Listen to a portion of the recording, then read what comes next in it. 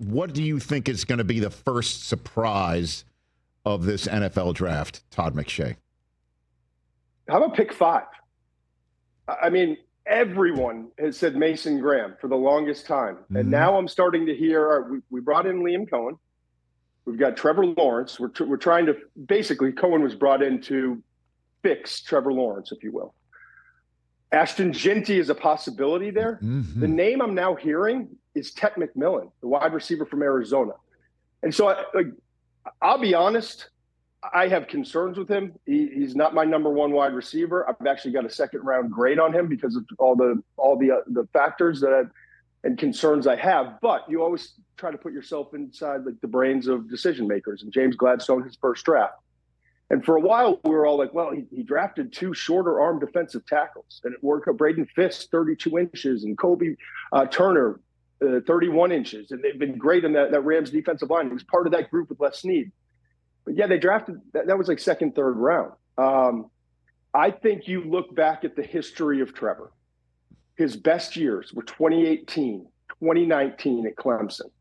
He threw to 2 6'4" wide receivers, right? In T. Higgins and Justin Ross. Those 2 guys in those 2 years combined had 4,000 receiving yards and 42 touchdown catches, okay? And now you think about it in Jacksonville. He's had a lot of smaller receivers, right? Not big catch radius. You think about Christian Kirk, Calvin Ridley. So let's get him guys that he was most comfortable with. He's not been the most pinpoint accurate quarterback.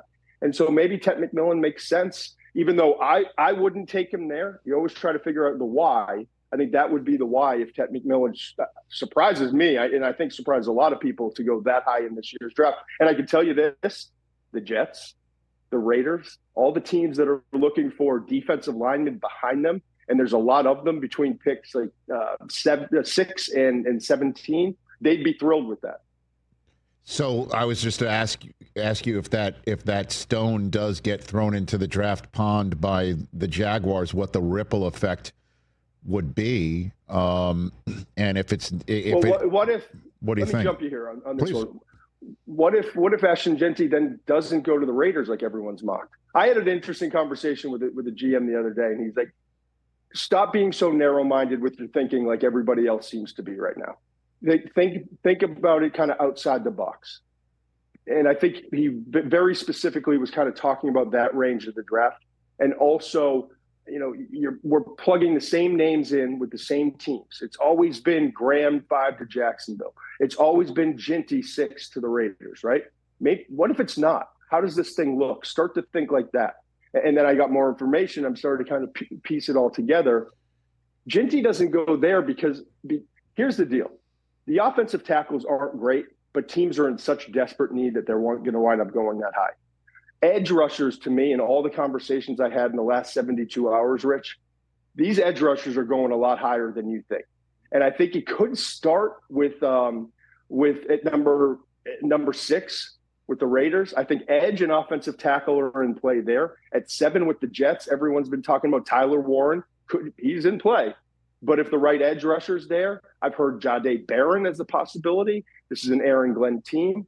But then after that, I think it's going to be a real run on these edge guys. I think Mykel Williams is going a lot higher than people think. I think you start to get to that 8-9 range, and there's a real possibility there.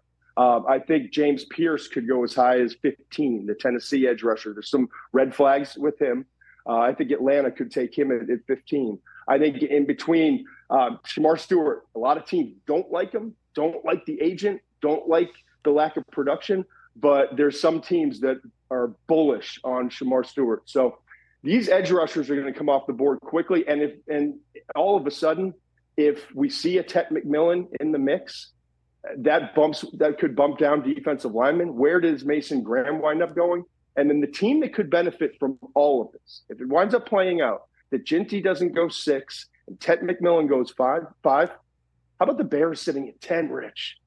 I mean, could they, even 72 hours ago, I don't think anyone in that office would have thought we could be looking at a scenario where we've got Tyler Warren and Ashton Jeanty that we have to choose from at number 10, right? Like, this is going to be fun, man. No way. That's no doubt. Wow. Catch the Rich Eisen Show live weekdays from 12 to 3 p.m. Eastern on Roku Sports Channel in the U.S.